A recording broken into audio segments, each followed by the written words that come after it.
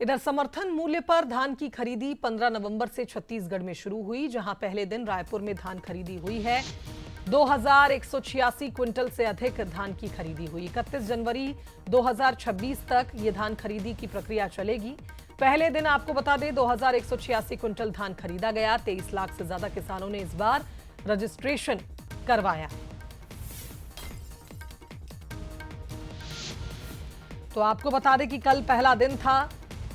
समर्थन मूल्य पर धान खरीदी की शुरुआत कल से छत्तीसगढ़ में हुई है और पहले ही दिन अगर हम देखें तो 2186 क्विंटल से अधिक धान की खरीदी हुई।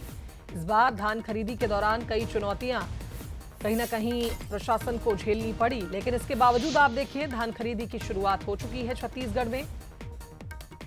हमारे साथ रायपुर ब्यूरो चीफ गौरव शुक्ला इस खबर पर लाइव जुड़ रहे हैं, उनका रुख कर लेते हैं। गौरव, तमाम चुनौतियां, तमाम व्यवस्थाओं को लेकर सवाल, लेकिन इस बीच पहले दिन धान की खरीदी हुई। 2186 क्विंटल धान किसानों का खरीदा गया। जी बिल्कुल शुभांगी, देखिए जिस तरीके से राज्य सरकार छत्तीसगढ़ के किसानों से समर्थन मूल्य में धान खरीदी करती है, उसकी शुरुआत हो गई है। 15 नवंबर यानी शनिवार से इसकी शुरुआत हुई है। हालांकि जिस तरीके से शुरुआत होनी चाहिए थी वैसे नहीं हुई, क्योंकि शनिवार और रविवार 2 दिन अवकाश रहता है और अवकाश के बावजूद तमाम केंद्रों में जो है वो धान बेचे गए हैं। और यदि हम देखें तो शनिवार को प्रदेश के 195 धान खरीदी केंद्र से 1,19,464 मैट्रिक टन धान जो है उसकी खरीदी की गई है। और लक्ष्य को लेकर यहां सरकार स्पष्ट कर दिया है कि जो पिछले बार से लक्ष्य था उससे अधिक धान खरीदी की जाएगी। और जिस तरीके से लगातार सहकारी समिति के जो कर्मचारी और ऑपरेटर हड़ताल पर थे उसका असर ना हो, इसके लिए भी बड़ा कदम उठाया था और कर्मचारियों के लिए एस्मा सरकार ने लगाया था और जो नहीं लौटे उन पर कार्रवाई भी की गई।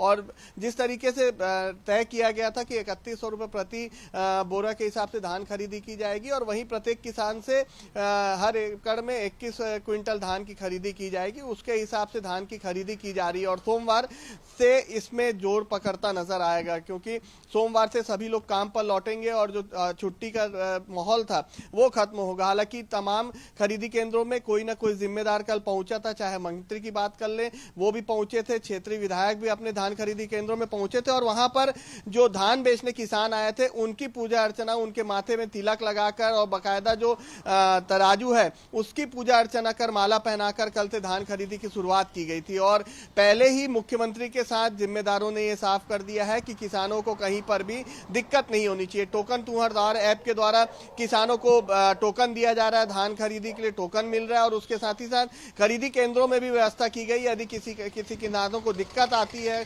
कोई परेशानी आती है तो किसान के लिए वहां पर भी जो है व्यवस्थाएं की गई है। हालांकि विपक्ष इस पर अभी भी सवाल खड़े करते नजर आ रहे हैं। उन्होंने पहले जिस तरीके से खरीदी को लेकर सवाल खड़े किए थे अभी भी सवाल खड़े कर रहे हैं। कई किसान ऐसे हैं जिनके खेतों में अभी फसल जो है वो कटी नहीं है। पिछले दिनों जिस तरीके से बारिश हुई थी उसके चलते खेत अभी भी गीले हैं, तो खेत जब तक सूख नहीं जाते तब तक किसान पूरी कटाई नहीं कर सकता। तो धीरे धीरे जो खरीदी केंद्र है, जो पूरे केंद्र है उसमें किसान पहुंचेंगे और अपने फसल को, अपने उपज को वहां पर बेचते नजर आएंगे। हालांकि शुरुआत 15 तारीख से शुरू हो गई है। जी बिल्कुल, कुल मिलाकर ये कहा जाए गौरव कि अब कल से मुख्यतः हम ये मान सकते हैं कि बम्पर धान खरीदी जिसका लक्ष्य तय किया है सरकार ने उसकी शुरुआत होगी, क्योंकि पहले दिन तो तमाम ऐसी परंपराएं हैं, छत्तीसगढ़ के लिए त्योहार है, उनको निभाया भी गया, कुछ चुनौतियां भी आई, लेकिन जैसा आपने कहा कि सरकार ये सुनिश्चित कर रही है कि किसानों को कोई परेशानी धान खरीदी केंद्रों में नहीं होगी।